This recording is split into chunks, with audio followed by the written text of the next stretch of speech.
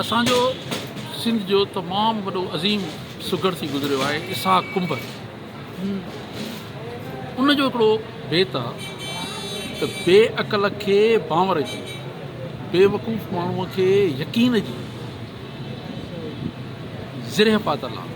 बेअक़ल खे बांवर जी आहे पाखर पेरनि जी। सिंधीअ में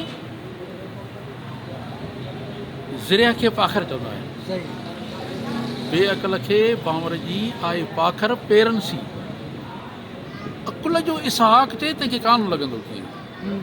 जेकॾहिं को अकुल जो तीर उनखे लॻे त काथों लॻे, पोइ उन सां ज़िंदगी कीअं थी गुज़रे। उनजे लाइ चए त ॾुखिया गुज़ारण ॾींहं मूंखे आया उन सां, मां उन सां जेतिरो वक़्तु बि गुज़ारियो ॾाढो ॾुखियो गुज़ारियो।